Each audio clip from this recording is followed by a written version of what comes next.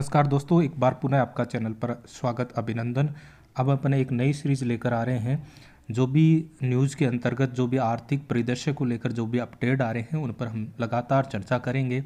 जो भी साथी जो प्रशासनिक सेवा की तैयारी कर रहे हैं या यूजीसी नेट की तैयारी कर रहे हैं उनके लिए ये सीरीज़ बड़ी महत्वपूर्ण होगी। और इस सीरीज़ के अंतर्गत हम जो भी अपडेट जो इकोनॉमी को लेकर जो करंट अपडेट चल रहे हैं न्यूज़ के अंतर्गत आ रहे हैं उन पर हम चर्चा करेंगे। आपसे मेरी एक छोटी सी अपील कि आपको ये वीडियो कैसा लगे उसके कमेंट आवश्यक रूप से दीजिएगा।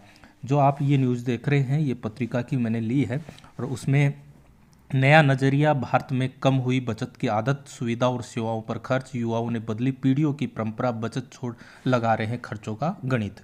इस प्रकार से ये टाइटल लेते हुए ये जो सूचनाएं आप देख रहे हो कि वो दी गई है। इसमें कुछ आरबीआई के द्वारा जो भी अपडेट जो भी आंकड़े दिए गए हैं उन पर को लेकर भी चर्चा की गई है।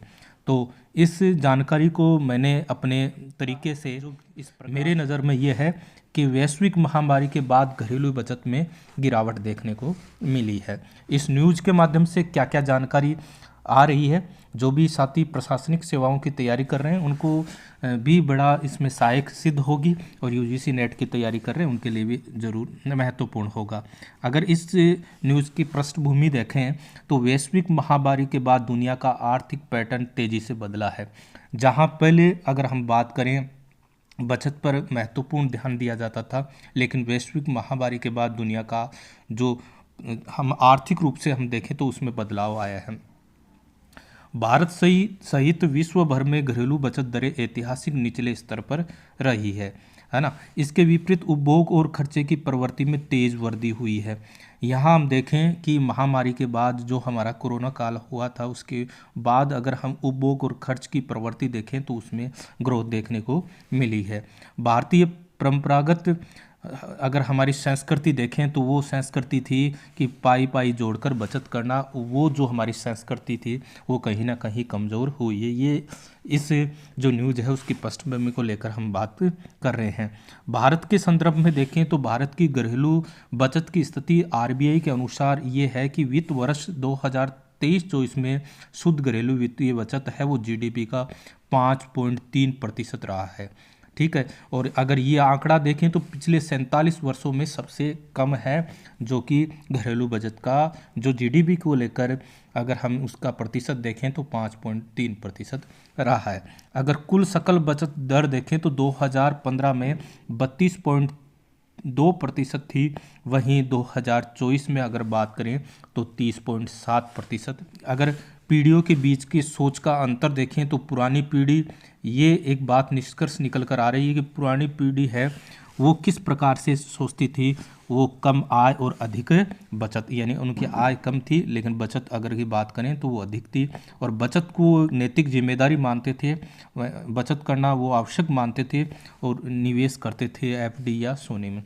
लेकिन नई पीढ़ी की जहाँ स्थिति बात करें, आय अधिक हुई है लेकिन बचत कम हुई है। वर्तमान में जीने की सोच इसको लेकर काम कर रहे हैं। खर्च की बात करें तो वो वेकेशन पर जा रहे हैं, गैजेट्स खरीद रहे हैं, लाइफ स्टाइल सेवाओं में परिवर्तन को देखने को मिला है। तो इस प्रकार इन पीढ़ियों में जो सोच में अंतर, इस जो न्यूज़ है उसमें इस प्रकार का निष्कर्ष निकल कर आ रहा है। वर्तमान बनाम भविष्य की बात करें तो पहले जहां वर्तमान आय है वो उसके आधार पर भविष्य की बचत की योजना बनाई जाती थी, लेकिन अब बात करें भविष्य की आय और वर्तमान उपभोग, अब उपभोग पर कहीं ना कहीं ज़्यादा जोर दिया जा रहा है।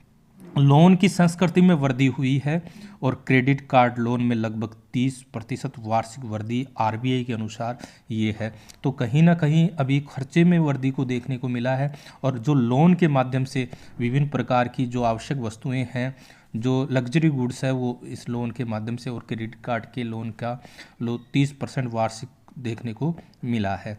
बचत घटने के प्रमुख कारण ये सब जो भी मैंने ये नोट्स के रूप में बनाए हैं, जो भी आपने ये देखा न्यूज़ के माध्यम से जो भी निष्कर्ष निकले उनको मैंने इस प्रकार तैयार किया है।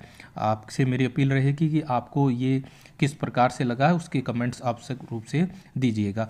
बचत घटने के प्रमुख कारण को हम देखें तो सबसे पहला अगर हम कारण देखें तो महंगाई और सामाजिक खर्चे को लेकर बात करें। शिक्षा पर जो खर्च है वो आय का 15 से 25% हो रहा है। वहीं स्वास्थ्य सेवाओं पर की जो लागत है वो 14% वार्षिक वृद्धि, इससे बचत का हिस्सा घटा है।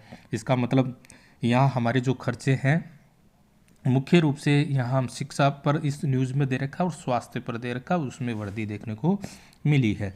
साथ ही हम देखें डिजिटल पेमेंट का मनोविज्ञान।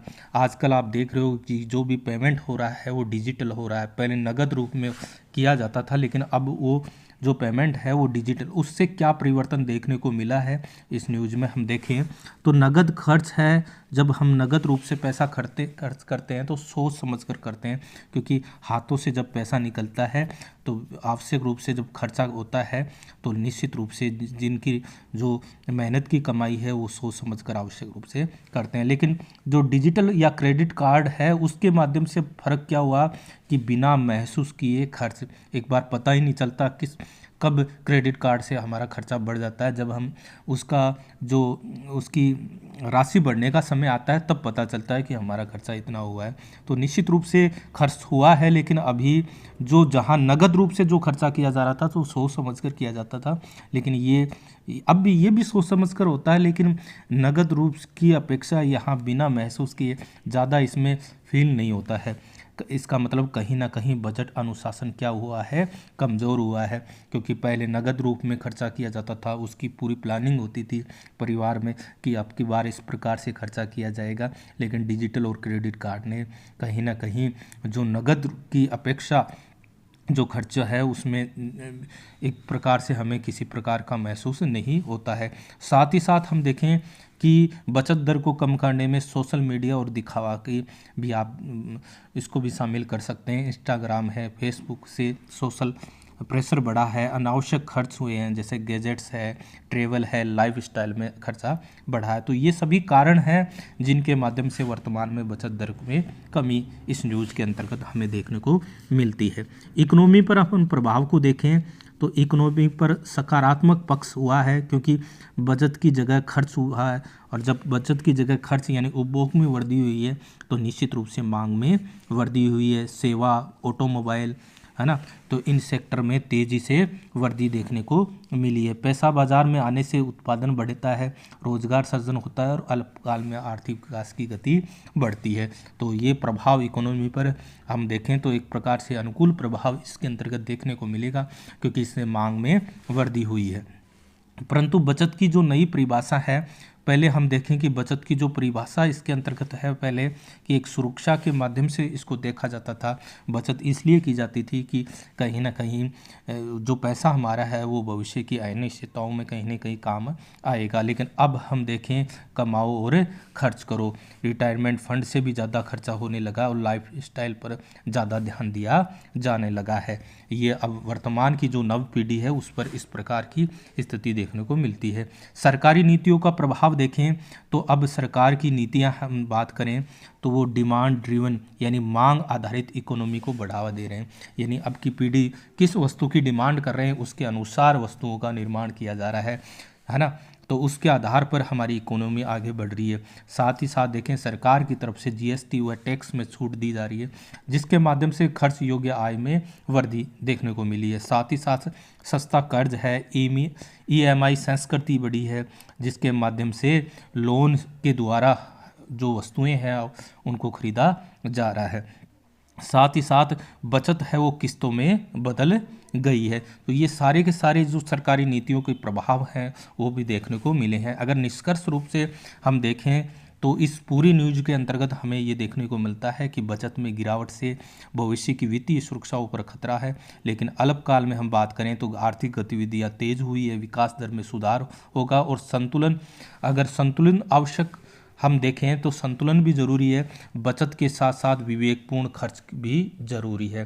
तो ये आज की जो ये न्यूज़ थी 11 जनवरी की, जो कि पत्रिका के माध्यम से ये न्यूज़ आई थी, उसमें मैंने इसको इस प्रकार से नोट्स के माध्यम से आपके सामने प्रस्तुत किया है। आपको कैसा लगा? क्या ये सीरीज़ निरंतर हम चालू रखें इस प्रकार के, क्योंकि जो भी प्रशासनिक सेवा या यूजीसी नेट के जो तैयारी कर रहे हैं, क्योंकि आजकल जो परीक्षा का पैटर्न है उसमें बदलाव हुआ है, कहीं ना कहीं कंसेप्ट आधारित है और इन सभी के माध्यम से हमारे कंसेप्ट में कहीं ना कहीं वृद्धि देखने को मिलेगी। तो आज के लिए बस इतना ही, धन्यवाद।